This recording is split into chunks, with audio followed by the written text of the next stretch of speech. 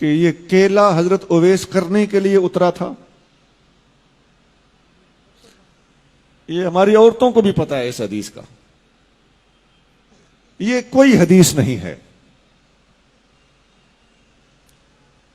آپ نے ایک اور حدیث سنی ہوگی کہ نبی کریم صلی اللہ علیہ وآلہ وسلم نے ایک بڑھیا کی گٹھڑی اٹھائی، اسے اس کی منزل مقصود تک پہنچایا.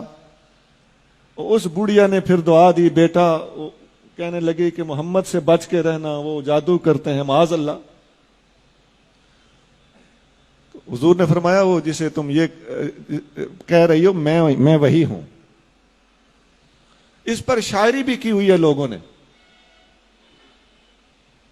یہ کوئی حدیث نہیں ہے. وہ کوڑا پھینکنے والی بوڑھیا کی عورت حدیث آپ نے سنی پڑی ہوگی. ہم نے اس کا کہیں وجود نہیں دیکھا. وہ حضرت بلال حبشی نے صبح کی اذان نہ دی تو سورج نہ نکلا.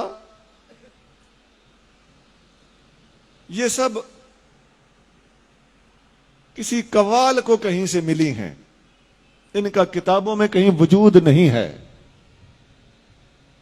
اب بتائیے یہ غضب صرف ہمارے مسلک میں ہو رہا ہے، کوئی اور یہ بیان بھی نہیں کرتا.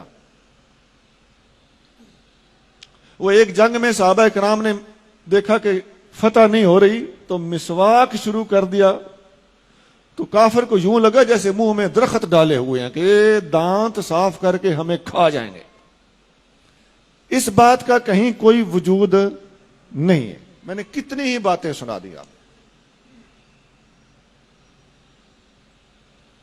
وہ حضور صلی اللہ علیہ وسلم کے پاس ایک بندہ بیٹا لینے آیا تو وہ آپ نے فرمایا کہ تیرے نصیب میں بیٹا نہیں ہے. باہر نکلا تو امام حسین رضی اللہ تعالیٰ عنہ کھیل رہے تھے. آپ نے فرمایا 1 2 3 4. حضور باہر تشریف لے آئے. آپ نے فرمایا حسین بس.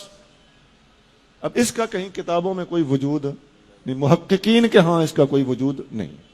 اس قسم کی باتیں ہیں. کچھ اور بھی بہت ہے، میں نے کافی ساری باتیں سنا دی ہیں.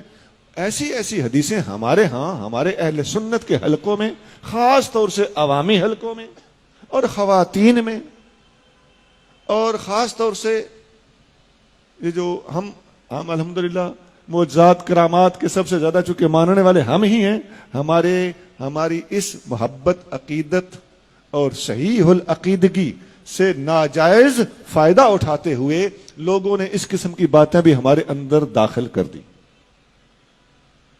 میں نے پوری احتیاط سے کام لیتے ہوئے کچھ باتیں بتائی ہیں. میرے ذہن میں اور بھی وہ حدیثیں ہیں جن کو حدیثیں کہا جا رہا ہے، وہ حدیثیں نہیں ہیں. اور ایسا ہے کہ اگر آپ ان کو کسی خاص طور سے کسی سٹیج پہ بیان ہو رہی ہو تو عوام کا کیا قصور؟ میں اپنے بیٹوں سے درخواست کروں گا کہ حدیث آپ نے کنفرم کیے بغیر کبھی بیان نہیں کرنی. اور اگر کوئی بیان کرے آپ کو پتا ہو کہ یہ حدیث نہیں ہے تو اسے ضرور سمجھانا ہے. نہیں تو دین کا بہت بڑا نقصان ہو رہا ہے اور ابھی اور ہو چلا ہے. جرت کوئی نہیں کرتا کسی کو سمجھانے کی اپنی عزت بچانے کے لیے. جھوٹ بولا جا رہا ہے، اگر آپ سمجھو تو آپ کو کہے گا کہ تیری عقیدت میں فرق ہے، تیری محبت میں فرق ہے.